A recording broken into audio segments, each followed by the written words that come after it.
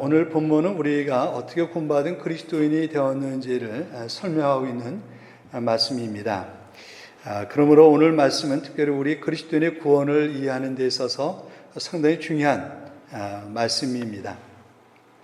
이 말씀을 통해서 다시 한번 우리 구원을 좀 더 구체적으로 이해하는 시간이 되기를 바랍니다. 오늘 본 말씀을 한마디로 요약한다고 한다면 결국 우리가 구원받은 그리스도인이 된 것은 전적으로 하나님의 은혜의 결과라는 것이 8절에 있는 것처럼 너희는 그 은혜를 의하여라고 되어 있습니다. 은혜라는 것은 우리가 잘 알고 있는 것처럼 받을 자격이 없는데 받아주는 것입니다.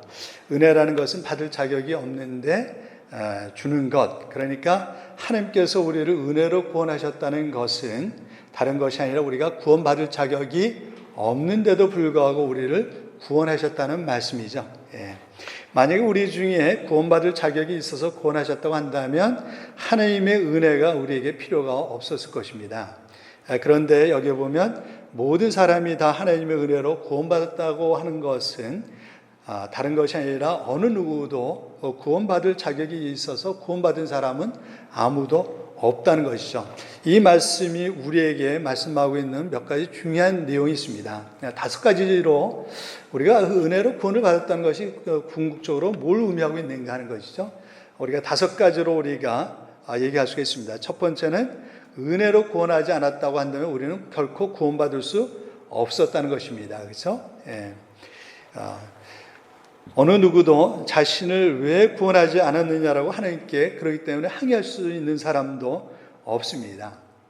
두 번째는 구원은 하나님의 선물이라는 것이죠. 선물과 품삯은 다르죠.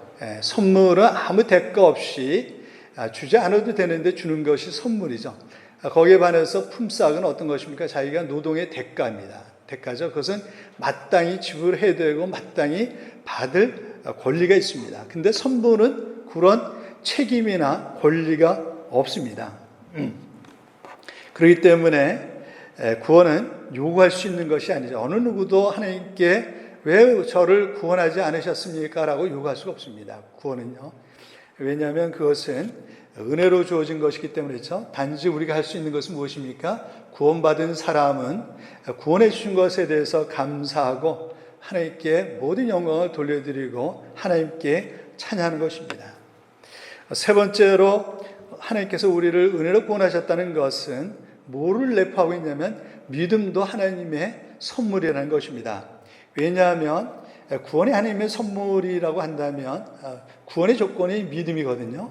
그렇기 때문에 믿음조차도 하나님께서 우리에게 선물로 주지 않는다고 한다면 우리가 구원을 받을 수가 없습니다. 아무리 하나님께서 우리에게 구원을 은혜로 주신다고 할지라도 믿음이 믿어야지만 우리가 믿을 수가 있는 하나님 구원받을 수가 있는데 만약에 이 믿음조차도 하나님께서 우리에게 은혜로 주지 않는다고 한다면 우리가 은혜로 구원을 받을 수 없습니다. 그런 의미에서 이 믿음도 사실은 하나님의 선물이라는 것이죠. 하나님께서 우리에게 믿음을 선물로 주셨기 때문에 우리가 주님을 믿게 되었고 그래서 우리가 구원받은 그리스도인이 되었다는 것입니다. 내가 믿게 되어서 믿게 된 것이 절대로 아닙니다. 내가 믿기로 결정해서 믿게 된 것이 아닙니다. 내가 그렇게 된 것은 그 배후에 누가 있었다는 게 하나님의 역사가 있었다는 것이죠. 그래서 네 번째로 우리가 생각해야 될 것은 모든 구원받은 그리스도인은 하나님의 은혜를 받은 사람이라는 것입니다. 만약에 내가 구원받은 그리스도인이 맞다고 한다면 한 사람도 예외 없이 뭐예요? 하나님의 은혜를 이미 입은 사람. 한마디로 얘기하면 하나님의 은혜에 빚진 사람이라고 얘기할 수가 있습니다. 또한 다섯 번째로 우리가 생각할 수 있는 것은 그렇기 때문에 어느 누구도 우리의 구원을 자랑할 수 있는 사람이 없다는 것입니다. 오로지 하나님의 은혜로 구원받은 자임을 인정하고 우리를 구원하신 하나님께 감사와 찬양과 영광을 돌려드려야 된다는 사실이죠. 근데 오늘 본문 말씀을 보시면 더 나아가서 하나님께서는 나의 조건과는 상관없이 우리를 구원하셨다라고 말씀하고 있습니다. 뭐라고요? 하나님께서 나를 구원하셨을 때 나의 조건과는 상관없이 구원하셨다는 것입니다. 하나님께서 우리를 구원하실 때 은혜로 구원하셨을 뿐만 아니라 하나님께서 나를 구원하시기로 하셨을 때 나의 어떤 조건 때문에 나를 은혜로 구원하신 것이 아니라 나의 조건과는 상관없이 은혜로 구원하시기로 작정하셨다는 것입니다. 8절이 말씀하고 있는 것이 그것이죠. 8절에 보시면 이것은 너에게서 난 것이 아니라 아니요 하나님의 선물이라 라고 말씀하고 있습니다. 우리 구원이 하나님의 은혜인 것은 맞지만 그렇다고 해서 하나님께서 우리를 은혜로 구원하시려고 하셨을 때 우리 어떤 조건을 보시고 우리를 구원하시기로 하신 것이 아니라는 것입니다. 하나님께서 우리를 은혜로 구원하셨다는 것과 하나님께서 나의 조건과는 상관없이 구원하셨다는 얘기는 별개의 얘기입니다. 별개의 얘기예요. 이것은 하나님께서 우리를 구원하셨을 때 어떤 우리 조건을 보지 않았다는 것은 하나님께서 나를 구원하시기로 하셨을 때 나의 혈통이라든지 나의 학벌이라든지 나의 외모라든지 나의 피부색 등으로 하나님께서 이것을 조건으로 해서 나를 구원하실 것인지 안 하실 것인지를 결정하지 않으셨다는 사실입니다. 사람들은 그런 것들을 많이 따지지 않습니까? 사람들은 자기 마음에 들면 좋아하고 사랑하지만 자기 마음에 들지 않으면 멀리하고 사랑하지 않고 그렇지 않습니까? 근데 하나님께서는 그렇게 하시지 않으셨다는 거예요. 우리의 조건과는 상관없이 하나님께서 우리를 은혜 가운데 구원하기로 하셨다는 거죠. 이 얘기는 반대로 얘기를 하면 조건이 하나님께서 어떤 조건을 보시고 그 조건이 안 맞아서 구원하지 못한 사람도 안 한 사람도 없다는 것입니다. 또한 이것은 나의 과거가 구원을 받는데 전혀 영향을 끼치지 않았다는 것입니다. 이것이 왜 중요하냐면 나의 과거의 삶에 문제가 있어서 구원받지 못한 사람은 아무도 없다는 거예요.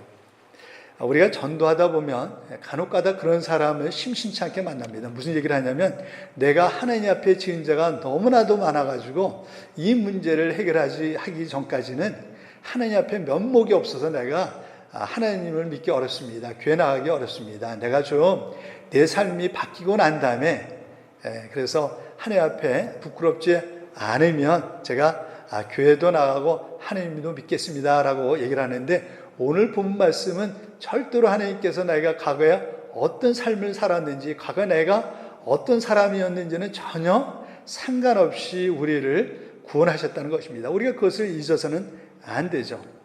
만약 그런 사람이 아직도 교회 안에 있다고 한다면 그 사람은 아직도 기독교 복음이 무엇인지를 잘 모르는 사람이라고 할 수가 있습니다.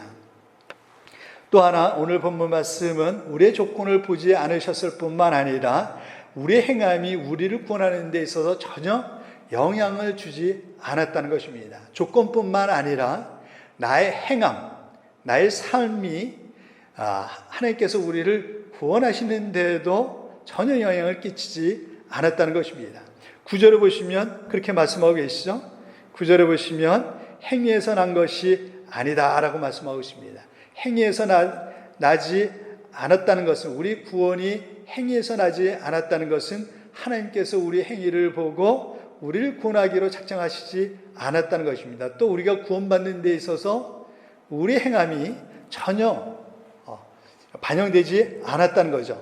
그 얘기는 뭐냐면 내가 착하게 살았더니 하나님께서 나를 구원하시기로 작정하셨다든지 아니면 내가 헌금 생활을 잘하고 또 봉사도 잘했더니 하나님께서 나를 기쁘게 생각하셔서 구원해 주기로 결정하셨다든지 했다는 것이 아니라는 것입니다. 또 반대로 내가 잘못 살았든지 잘못된 삶이라든지 헌금 생활을 제대로 못했다든지 봉사를 잘못했다든지 그런 것이 내가 구원받지 못하는 데 전혀 영향을 끼치지 않았다는 것입니다. 그것과는 상관없이 나의 삶과는 전혀 상관없이 하나님께서 나를 구원받은 그리스도인으로 만드셨다는 것입니다. 그것이 오늘 본문에서 말씀하고 있는 것이죠. 근데요, 이것이 중요한 것은 뭐냐면 이것은 또 내가 앞으로 착하게 살거나 신앙생활을 잘할 것을 보시고 우리를 구원하시기로 결정하지 않으셨다는 것입니다. 무슨 얘기냐면 지금까지의 나의 삶을 보시고 나를 구원받은 그리스도인으로 택하신 것을 결정하지 않으신 것처럼 앞으로 내가 어떤 삶을 살 것인지를 보시고 나를 구원받은 그리스도인으로 택할 것인지 구원하실 것인지 안 하실 것인지를 결정하지 않으셨다는 것입니다.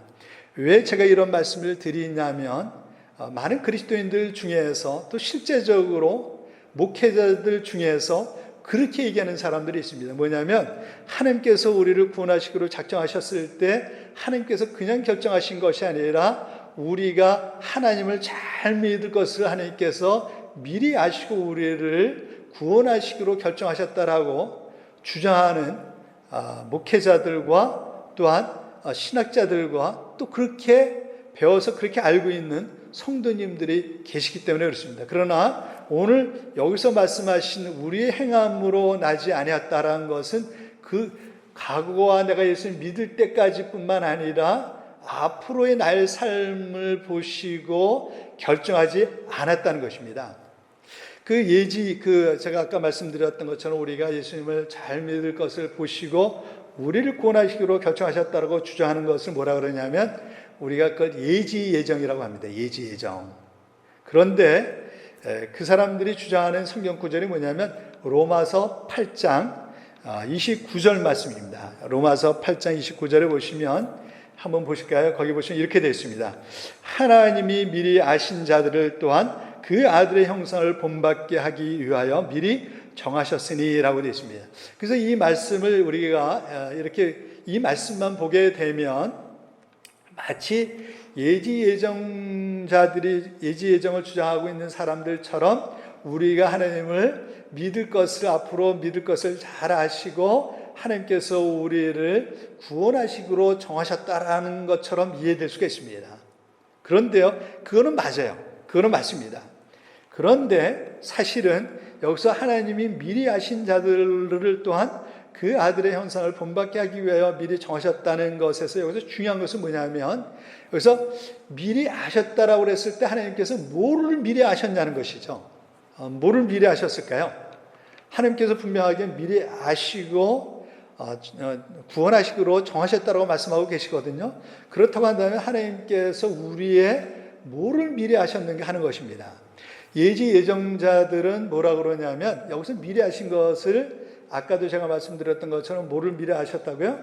우리가 하나님을 잘 믿을 것을 미리 아시고 그래서 구원하시기로 작정하셨다라고 얘기를 하고 있는데 사실은 반대의 내용입니다. 여기서 하나님께서 우리의 미리 아셨다는 것은 뭘 아셨냐면 우리가 하나님을 잘 믿을 것을 아시고 미리 예정하신 것이 아니라 구원하시기로 작정하신 것이 아니라 뭘 하셨냐면 사실은 우리가 그냥 내버려 두면 하나님을 찾지도 않고 하나님을 믿지도 않을 것을 잘 아시고 사실은 그러기 때문에 우리를 구원하셔서 믿는 믿음의 사람으로 만들어 가시기 위해서 우리를 구원하시기로 작정하셨다는 것입니다. 그 차이를 여러분 잘 이해하셔야 돼요. 그러니까 미리 아시고 우리를 구원하시기로 하셨다는 것은 우리가 그냥 내버려둬도 나중에 잘 믿을 것을 아시고 우리를 구원하시기로 작정하신 것이 아니라 사실은 그냥 내버려두면 하나님을 찾지도 않고 하나님을 믿지도 않을 것을 아셨기 때문에 그냥 내버려 두시지 아니하시고 어떻게 하셨다고요? 구원하시기로 작정하시고 그래서 믿는 사람으로 만들어 가시기 위해서 우리를 택하시고 구원하셨다는 것입니다. 그것이 정확하게 사실은 이 로마서 8장 29절에서 사도 바울이 말씀하고 있는 내용이고 오늘 우리가 같이 나눴던 에베소 2장 9절의 말씀입니다. 왜 그러냐면 그 앞에서 로마서 3장 10절부터 12절에서 말씀하고 있는 내용 때문에 그렇습니다. 앞에서 사도 바울은 이 구원의 복음에 대해서 설명하면서 왜 이 구원의 복음이 우리에게 필요한지를 그 이유를 로마서 3장 10절부터 12절에서 이렇게 얘기를 합니다. 뭐냐면 기록된 바 의인은 없나니 하나도 없으며 깨닫는 자도 없고 하나님을 찾는 자도 없고 다 치우쳐 함께 무익하게 되고 선을 행하는 자는 없나니 하나도 없다. 여기 보시면 우리는 그냥 내버려두면 어떻다는 거예요?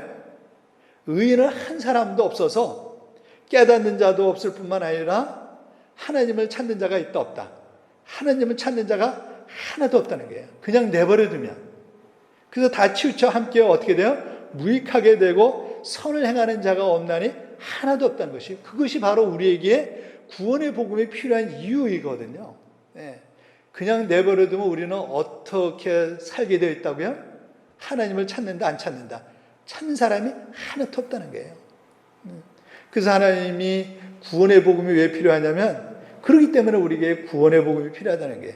그렇기 때문에 여기 미리 아셨다는 것은 뭘 아셨다는 것이냐면, 그냥 내버려두면 하나님을 찾는 자가 아무도 없고 믿는 사람이 아무도 없고, 그래서 어디로 가요? 멸망받을 수밖에 없는 불쌍한 그 운명인 것을 하나님께서는 너무나도 잘 아셨기 때문에 어떻게 하기로 결정하셨다는 게, 그들을 구원하셔서 믿는 사람으로 세워가시기 위해서 우리를 택하시고 구원하셨다는 것입니다. 그것이 로마서 8장 29절에서 말씀하고 있는 정확한 내용이에요.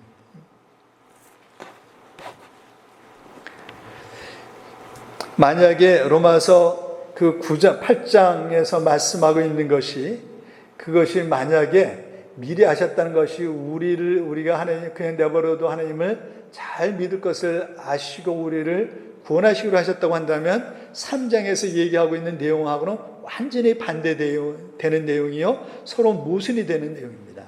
전혀 그런 내용이 아니에요. 우리 중에 어느 누구도요 그냥 내버려두면 하나님을 믿을 수 있는 사람이 아무도 없었습니다. 만약에 그렇다고 한다면 하나님이 굳이 우리를 구원하시기로 작정하실 필요도 없죠. 그렇죠? 그런 사람은 굳이 구원하시기로 작정하실 필요가 뭐가 있겠습니까? 근데 그렇지 않고 어떻게 그냥 내버려두면 다 하나님을 찾는 자가 없고 하나님을 믿을 자도 없고, 그래서 죽을 수밖에 없는 불쌍한 영혼인 것을 하나님께서 긍휼히 여겨주셔서 우리를 그냥 내버려 두시지 않고 우리를 구원하시기로 작정하셨다는 것입니다. 그렇기 때문에 하나님께서 우리를 구원하시기로 작정하셨을 때, 그것은 앞으로 우리가 착하게 산다든지 하나님을 잘 믿을 것을 보시고 우리를 구원하신 것이 아니라 그것과는 상관없이 우리를 구원하셨다는 내용입니다. 이것을 잘 보여주고 있는 것이 에서와 야곱의 삶입니다. 우리가 에서와 야곱의 경우를 보면 이것이 무엇을 의미하는지를 우리가 잘 알 수가 있죠. 에서와 야곱은 우리가 잘 알고 있는 것처럼 이삭의 아내인 리브가가 낳은 쌍둥이 형제죠. 그렇죠? 쌍둥이 형제입니다. 에서와 야곱은 쌍둥이 형제예요.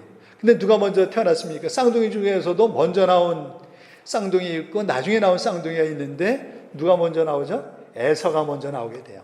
그래서 에서가 형이 되고 쌍둥이임에도 에서가 형이고 야곱이 동생입니다.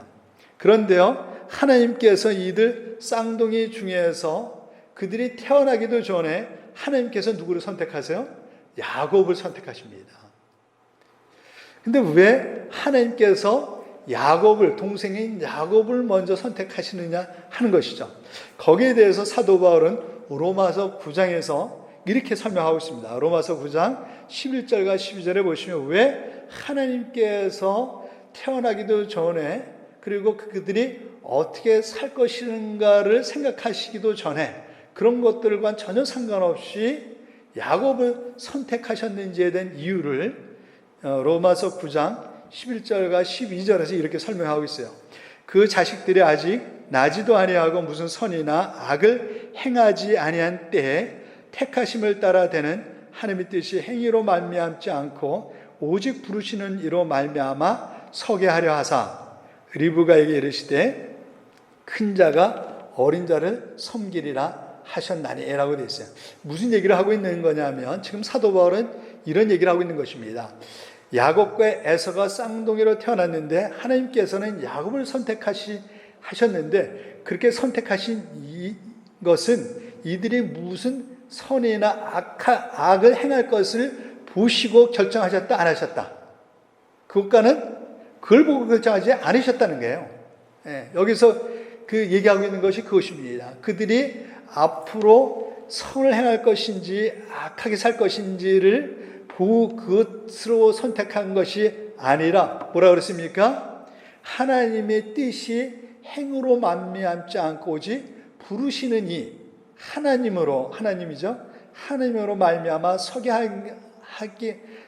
하기 위해서 그렇게 하셨다라고 말씀하고 있어요. 여기서 하나님의 뜻이 뭐냐면 구원입니다. 하나님의 구원이죠.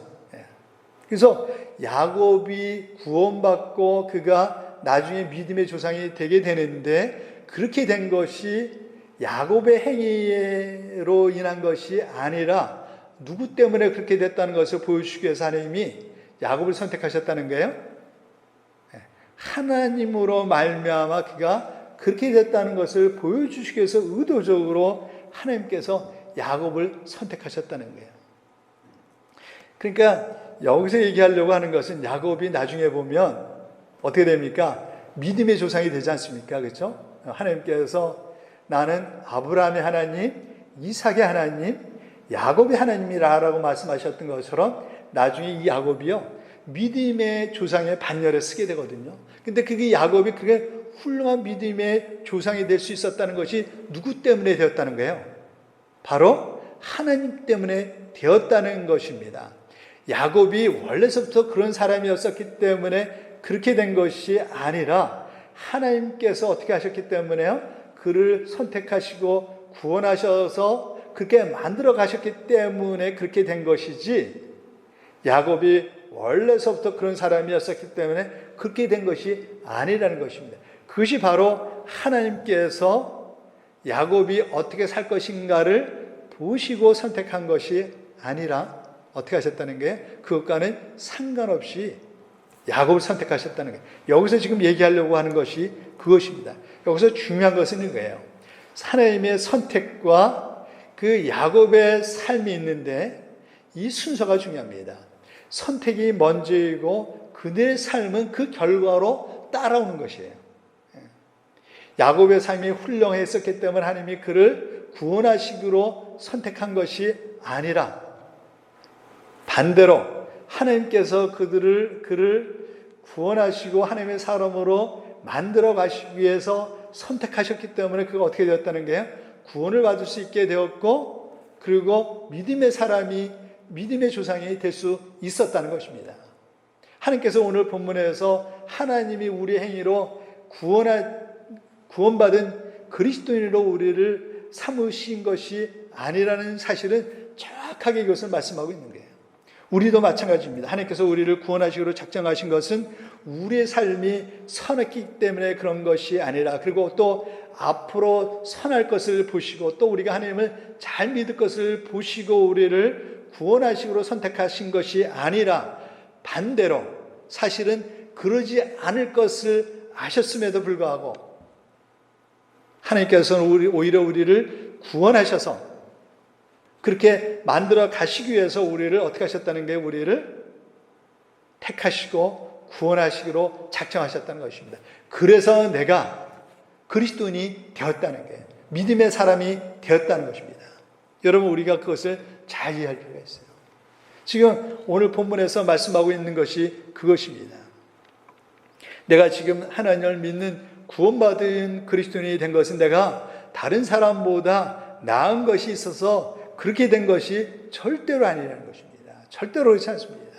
혹시 만에 하나 우리 중에 그런 생각을 가지고 있는 사람이 있다고 한다면 여러분, 그것은 큰 오해이고 큰 착각이에요. 오늘 본문 말씀이 그것을 얘기를 하고 있는 것입니다. 우리의 조건과 우리의 행함을 가지고 하나님은 절대로 나를 구원하시기로 결정하시고 나를 택하시지 않으셨다는 것입니다. 그 얘기는 내가 하나님을 믿는 구원받은 그리스도인이 된 것은 내가 다른 사람보다 나은 것이 있어서 그렇게 된 것이 절대로 아니라는 것입니다. 오히려 그 반대라는 것이죠. 나를 하나님의 사람으로 세워가시기 위해서 우리를 구원하시기로 작정하셨다는 것입니다. 그러기에 우리도 자랑할 것이 아무것도 없다는 것입니다. 전적으로 하나님의 은혜일 수밖에 없다는 것입니다. 또 하나, 오늘 본문에서 행위로 난 것이 아니라는 말씀을 통해서 우리가 분명히 알아야 될 것은, 우리의 구원은 결코 앞으로 우리의 행위나 죄 때문에 잃어버리지 않는다는 사실이에요. 뭐라고요? 우리가 받은 구원은요, 우리의 앞으로의 행위나 삶이나 죄 때문에 결코 잃어버릴 수 있다, 없다. 잃어버릴 수 없다는 거. 우리 죄까지도 포함되어 있습니다. 왜냐하면 어떤 사람들은 그렇게 얘기하는 사람이 있어요. 그것을 유보적 칭의론이라고 얘기를 하는데 뭐냐면 하나님께서 우리가 예수를 믿었을 때 의롭다고 하신 것은 맞다. 그러나 그 의로운 것은 예수님이 재림하셨을 때 우리가 의로워서 심판으로부터 면제받는 것은 우리가 의롭게 된 것에 합당하게 우리가 사느냐 그렇지 못하느냐에 따라서 결정된다는 거예요. 그것이 유보적 칭의론이라고 얘기를 합니다. 그러니까 실제적으로 우리가 하나의 백성으로 의롭게 되었는데 그것이 궁극적으로 우리가 의로운 자로서 구원을 받을 수 있는지 예수님 재림하실 때 우리가 심판대 앞에서 구원을 받을 수 있는지 못 받는지는 뭐에 의해서 결정이 된다고 얘기를 하고 있냐면 우리가 하나님의 백성답게 사느냐 의롭다고 칭함을 받은 자답게 사느냐 살지 못하느냐에 의해서 결정된다는 것입니다. 그것이 유보적 칭의론이에요. 그것을 주장한 사람이 김세윤 박사라는 사람입니다.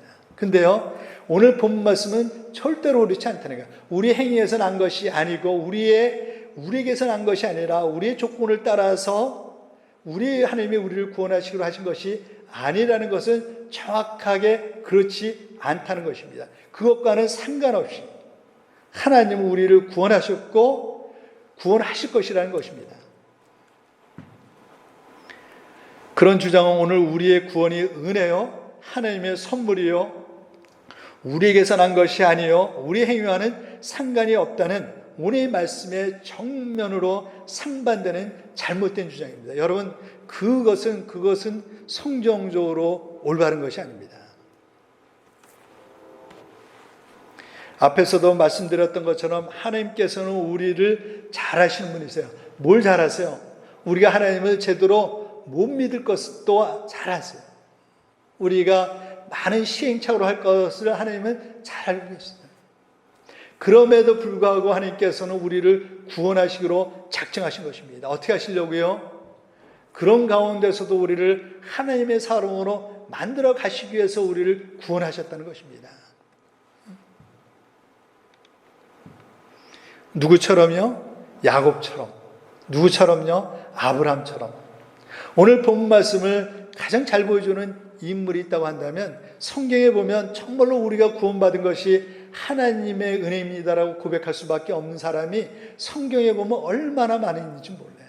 근데 그 중에서도 가장 대표적인 한 인물을 들라고 한다면 저는 다른 것이 아니라 바로 야곱이라고 생각해요.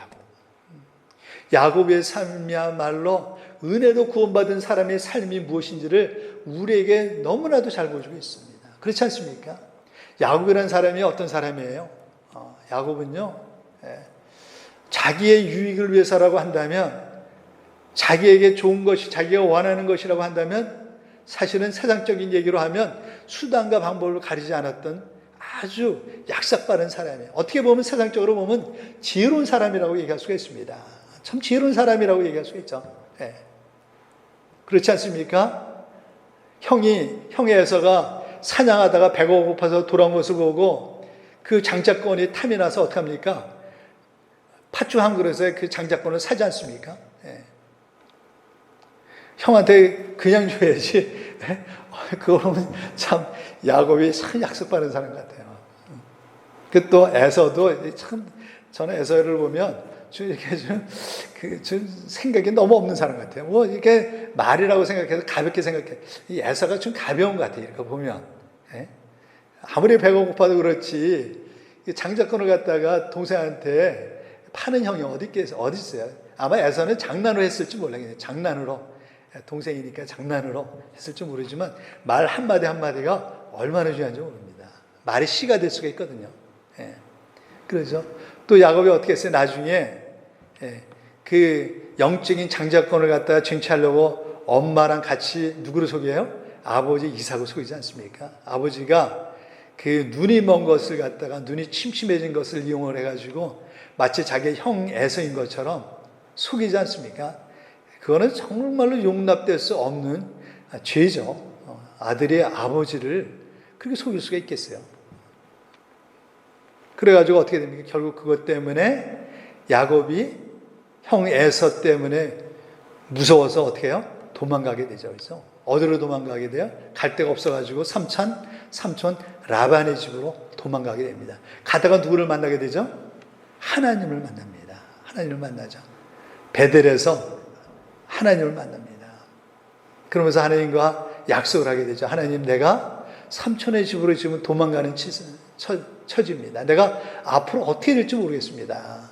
하나님, 저를 살려주시면 제가 정말로 하나님을 잘 믿는 사람이 되겠습니다. 라고 라반의 집으로 갑니다. 그때 하나님께서 그것을 약속하십니다. 네가 살아서 많은 것을 가지고 돌아오게 할 것이다. 내가 반드시 너와 맺은 약속을 지킬 것이다. 라고 말씀하죠. 그래서 이제 그 야곱이 삼촌의 집으로 이제 가게 됩니다. 근데 거기서 누구를 만나게 되냐면 그 삼촌의 딸이었던 라헬을 만나게 되는데, 라헬이요, 너무 예쁜 거예요. 너무 마음에 드는 거예요. 그래가지고 어떻게 해요? 삼촌하고 약속을 하게 되죠. 삼촌, 내가 삼촌을 위해서 열심히 일하겠습니다. 대신 한 가지 조건이 있습니다. 그게 뭐예요? 당신의 딸을, 라헬을 첫째 딸 레아가 아니라 라헬을 저한테 주세요. 아내를 주세요. 그럼 제가 정말로 삼촌을 위해서 목숨을 걸고 열심히 살겠습니다. 그때 삼촌 라반이 보니까 이 조카가 너무나 열심히 있는 게 아주 똑똑하고 아주 빠릿빠릿하고 일도 잘할 것 같아. 그러니까 그럼 좋다. 그러면 7년 동안 네가 나를 위해서 일하면 내가 내 딸 라헬을 내게 주겠다 그러잖아요. 그래서 이 야곱이 얼마나 라헬을 사랑했는지 그 7년을 수일처럼 일했다고 그래요. 7년이 얼마나 긴 세월이겠어요. 젊은 날. 근데 수일처럼 여겼다고 얘기를 합니다. 그런데요, 그래서 마침내 7년이 되는 날이 됐어요. 그래가지고 어떻게 합니까? 첫날 밤을 이제 보내게 됩니다. 그런데 어떻게 돼요? 그 다음날 아침에 깜짝 놀라요. 저라도 깜짝 놀랐을 것 같아요. 여러분 놀라지 않았겠어요? 자기는 라헬이라고 생각했는데 다음날 잃어보니까 누구예요? 레아예요. 만약에 저라고 할지라도 정말로 놀랐을 것 같아요. 이게 누구야? 네? 그러면서 삼촌 라반한테 얼마나 큰 배신감을 느꼈겠어요. 그때요, 제가 만약 그때 야곱이라고 했다고 한다면 제가 그때 한 가지를 깨달았을 것 같아요. 아, 이 라반이 나구나. 사실은 그 라반은 누구랑 똑같은 사람이에요? 야곱하고 똑같은 사람이에요.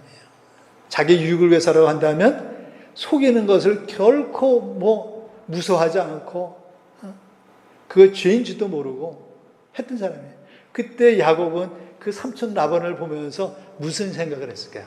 아, 저 삼촌의 모습이 내가 지금까지 살아왔던 삶의 모습이었구나. 그때 깨달았을 것 같아요.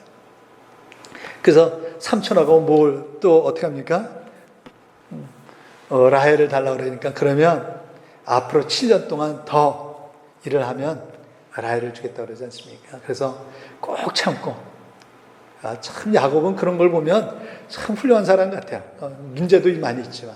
그래서 7년을 또 열심히 일해가지고 결국은 이제 라헬을 얻게 되죠. 그래서 부인을 둘을 얻게 됩니다. 그리고 마침내 더 이상은 그 삼촌 라반의 집에 있지 않고 어떻게 됩니까? 떠나가게 되죠.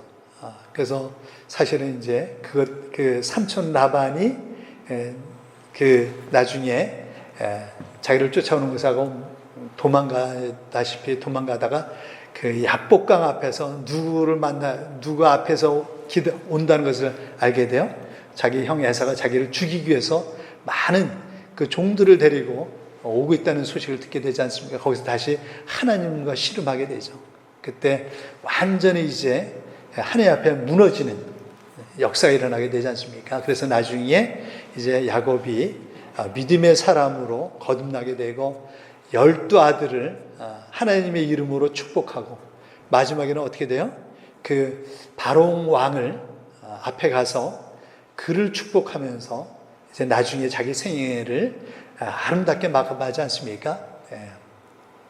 근데 야곱이 그 남은 생애를 그렇게 믿음으로 아름답게 맞출 수 있었던 것은 그가 저절로 한 것이 아니라 그것을 통해서 말씀하시려고 하는 게 뭐예요? 야곱이 그렇게 인생에 놀라운 변화가 있었고 그가 나중에 믿음의 사람이 될 수 있었던 것은 뭐라는 게 아까 로마서 9장에서 얘기하고 있는 것은 무엇입니까? 그의 행함으로 그가 선하게 살 사람이었었기 때문에 그렇게 된 것이 아니라, 그 행위로 된 것이 아니라 하나님이 그가 태어나기도 전에 그렇게 만들어 가실 것으로 작정하셨기 때문에 그를 하나님의 사람으로 만들어 가시기 위해서 그를 구원하시기로 작정하셨기 때문에 그렇게 되었다는 것입니다. 그러니까 야곱의 삶은 누구의 작품이라는 거예요? 하나님의 작품이라는 것입니다. 그것을 우리가 잘 알아야 돼요. 우리의 구원받은 그리스도인이 된 것은 전적으로 하나님의 역사의 결과라는 것이죠. 우리가 하나님의 은혜로 구원받은 그리스도인이 되었다는 것은 결국 전적으로 하나님의 역사의 결과라는 것입니다. 그것이 바로 사도 바울이 10절에서 말씀하고 있는 것이죠. 우리는 그의 만드신 바다. 뭐라고요? 우리는 그의 만드신 바라는 거예요. 나의 나 된 것은 전적으로 하나님의 역사로 인한 결과라는 것입니다. 우리의 삶은 하나님의 결과요, 하나님의 작품이라는 것입니다. 하나님께서 우리를 어떻게 하신다고요? 그렇게 만들어 가신다는 것이에요. 어떤 사람은 그 속도가 빠른 사람이 있는가 하면 어떤 사람은 그 속도가 느린 사람만 있을 뿐이지 하나님께서는 우리의 삶을 마침내 그렇게 만들어 가실 것입니다. 만약에 내가 하나님의 택정을 받은 구원받은 그리스도인인 것이 분명하다고 한다면 나의 삶에 많은 업앤다운이 있을지라도 때로는 그 속도가 상당히 느릴지라도 어떻게 된다는 거예요? 반드시 하나님은 포기하지 아니하시고 우리를 어떻게 하신다고요? 하나님의 사람으로 만들어 가신다는 것입니다. 그게 언제 완성이 되냐면 성경에 보면요, 예수님이 재림하실 때요. 예수님이 재림하실 때 우리는 완전히 변화된, 우리는 그런 하나님의 사람으로 세워질 것입니다. 그것이 우리 인생에 때로는 하나님께서 시험도 하시고 때로는 환난도 허락하신 이유 중에 하나라고 할 수가 있습니다. 그런데 하나님께서 왜 우리를 그렇게 은혜로 선택하셨냐는 거죠. 구원하시기로 작정하셨냐는 것이죠. 그 목적이 뭐냐는 것입니다. 오늘 본문 말씀은 그렇게 하신 이유는 한 가지라고 그래요. 그게 뭐냐면 선한 일을 위하여라고 말씀하고 있어요. 10절에 보시면 우리는 그가 만드신 바라 그리스도 예수 안에서 선한 일을 위하여 지으심을 받은 자니 이 일은 하나님이 전에 예비하사 우리로 그 가운데서 행하게 하려 하심이니라 라고 말씀하고 있어요. 여기서 그리스도 예수 안에서 지으심을 받았다는 것은 뭐를 얘기하고 있냐면 우리를 그리스도 안에서 구원하셔서 우리를 거듭나게 하신 것입니다. 우리의 맨 처음에 창조를 얘기한 것이 아니라 그리스도 안에서 우리를 구원하셔서 우리를 거듭나게 하신 것, 중생하신 것을 말씀하고 있는 거예요. 그것을 그리스도 안에서의 재창조라고 얘기를 합니다.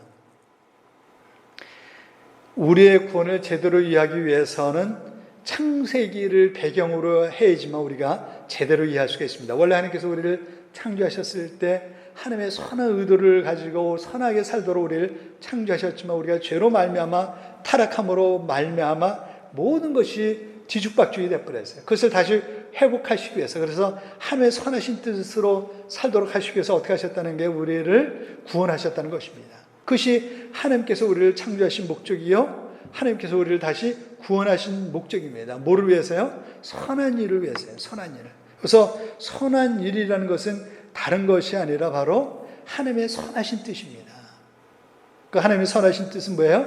우리를 하나님의 사람으로 우리를 세워가시고 하나님의 사람으로 우리가 이 땅 가운데 사는 것이죠. 하나님의 선한 뜻을 위해서 사는 것입니다. 그것이 우리가 은혜로 구원을 받았지만, 그리고 우리가 앞으로 어떤 삶을 살든지 상관없이 우리가 구원받은 사람이 될 것이지만, 그럼에도 불구하고 왜 우리가 구원받은 사람으로서 선하게 살아야 되는지, 하나님의 뜻 가운데 살아야 되는지에 대한 이유라고 얘기할 수가 있어요. 하나님은요, 우리가 앞으로 죄를 짓든 짓지 않든, 우리가 선하게 살든 선하게 살지 않든 하나님께서 우리를 구원하신 구원은 결코 우리는 잊어버리지 않습니다. 그러나 그럼에도 불구하고 우리가 하나님의 선하신 뜻 가운데 살해되는 이유가 있다고 한다면 그 이유는 뭐라고요? 하나님이 우리를 구원하신 목적이 바로 거기 있기 때문에 있습니다. 우리는 그것을 잊어버려서는 안 돼요. 제가 오래전에 본 영화 중에서 아직도 인상에 깊이 남아있는 영화 중에 하나가 라이언 일병 구하기라는 영화예요. 혹시 여러분 중에서 그 영화를 보신 분이 계신지 모르겠어요. 아주 참 잘된 영화입니다. 혹시 안 보신 분이 계시면 한번 보시면 참 이 복음에 대해서 이해하는데 상당히 도움이 됩니다. 이 한 명의 1등 그 내용이 뭐냐면요. 한 명의 1등 병사, 그가 이제 라이언 일병이거든요. 그를 구하기 위해서 특수부대의 밀러 대위를 포함해서 8명의 정예 요원이요. 목숨을 걸고 적진에 침투해서 그를 구해내오는 그런 내용으로 되어 있습니다. 왜 그렇게 하냐면 미 군사령부에서는 이미 3명의 아들을 전쟁에서 잃어버린, 그래서 큰 슬픔과 충격 가운데 있는 그 부모를 배려해서 프랑스 적진, 세계대전 중이었었어요. 프랑스 적진에 남아있는 한 아들이 있었는데 그 아들이 누구냐면 라이언 일병입니다. 그래서 이제 하나밖에 없는 이 막내 라이언 일병이라도 살려서 부모 품으로 돌려보내야 되겠다라고 결정을 하게 됩니다. 그 부모의 아들을 잃어버린 그 부모의 마음이 너무나도 크기 때문에 그 부모를 그 슬픔을 조금이나마 위로하는 의미에서 큰 대가를 치르고 그 결정을 내리게 되죠. 세계대전에도 연합군의 승패가 달려있는 아주 중요한 시기에 이것은 군사 전력상 아주 어리석은 결정이요, 잘못된 결정이라고 할 수가 있습니다. 그럼에도 불구하고 그렇게 해야 돼요. 구출할 대상이 높은 주위에 있는 사람도 아니었었고 또 군사 전략상 중요한 사람이라고 하면 우리가 어느 정도 이해할 수가 있습니다. 근데요, 이 사람은 일개 1등병이었었고 군사 전략상 그렇게 중요한 인물이 절대로 아니었댔어요. 반면에 그를 구하기 위해서 투입된 요원들은요, 그 당시에 아주 정예 요원이었습니다. 밀러 대위를 비롯해서 그 나머지 7명은요, 그 당시 아주 중요한 아주 특수 부대원입니다. 그 전쟁에서 아주 중요한 정예 요원이었습니다. 그런데 결국 어떻게 되냐면 라이언 일병을 구해내기 위해서 6명이 전사하게 돼요. 밀러 대위를 포함해서 나머지 그 5명이 전사하고 누가 남냐 2명밖에 남지 못합니다. 저는 그것을 보면서 무엇가 생각이 났냐면 누가복음 12장에서 잃어버린 한 마리의 양을 찾기 위해서 99마리 양을 두고 산골짜기로 찾아다니셨던 주님의 모습이 생각이 났어요.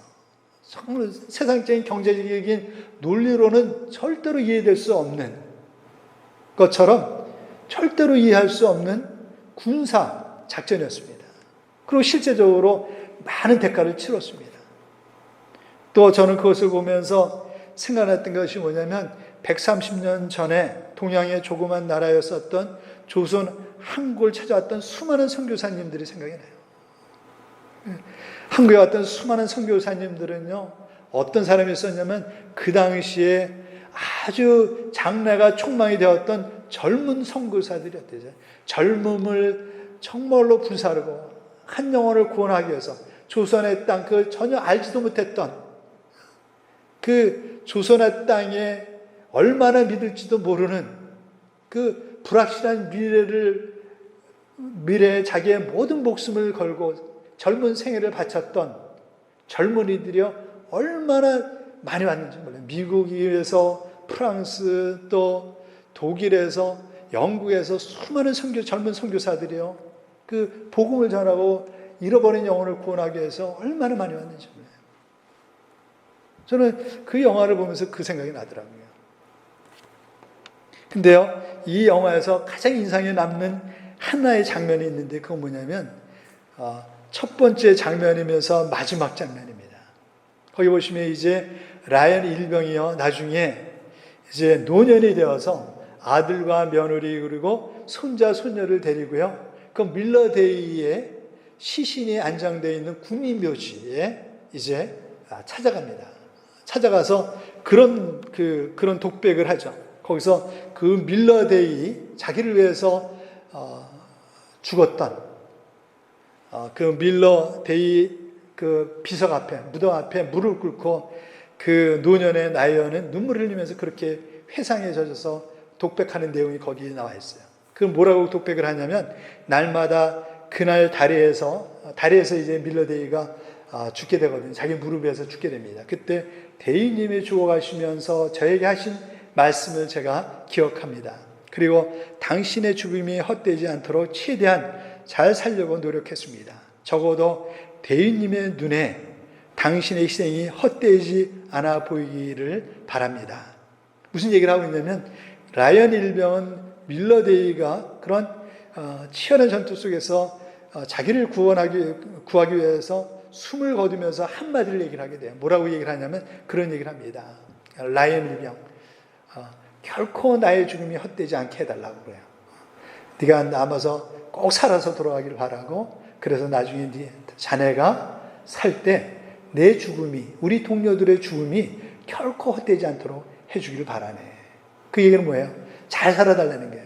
그럼 만약에 그가 라이언 일병이 나중에 살아나왔는데 그 삶을 막되게 살았다고 한다면 그를 위해서 그 죽어갔던 6명의 그 생명이 얼마나 헛되겠어요.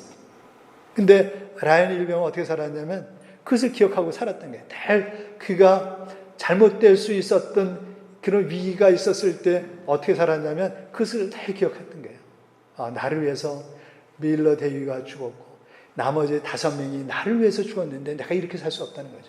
저는 우리가 그렇게 살아야 된다고 생각해요. 적어도 주님께서 또 수많은 선교사들이 또 나를 전도하게 해서 많이 기도했고 내가 저 복음을 전했던 많은 사람을 생각하면서 우리가 생각해야 될 것이 있다고 한다면 그들의 주님의 죽음이 헛되지 않도록, 그들이 나를 위해서 기도했던 것이 헛되지 않도록 어떻게 해야 돼요? 선한 일을 해요. 하나님의 자녀답게. 그죠? 그것이 우리의 남아있는 과제라고 저는 생각합니다. 그것이 은혜 빚진 자의 삶의 태도라고 저는 생각해요. 기도하시겠습니다. 사랑과 은혜가 많으신 하나님 아버지 감사합니다. 아버지께서 우리를 사랑하셔서 은혜로 우리를 구원하셔서 오늘날 우리가 하나님 믿는 자로 구원받은 자로 이 자리에 설 수 있도록, 이 자리에서 예배 드릴 수 있도록 인도해 주신 것 감사합니다. 늘 나의 나던 것이 하나님의 은혜로 된 것인 것을 잊지 않도록 주님 저를 도와주시고 우리의 남은 삶이 하나님의 은혜 빚진 자가 참으로 늘 생각하며 하나님이 보시기에 참으로 바르고 올바르게 될 수 있도록 인도하시고 우리가 힘들고 어려울 때마다 늘 주님께 그 모든 것을 내려놓고 주님의 도심 가운데서 감당할 수 있도록 주님 저를 도와주시옵소서. 모든 것을 허락하신 아버지 감사합니다. 우리 주 예수 그리스도 이름으로 기도드렸습니다. 아멘.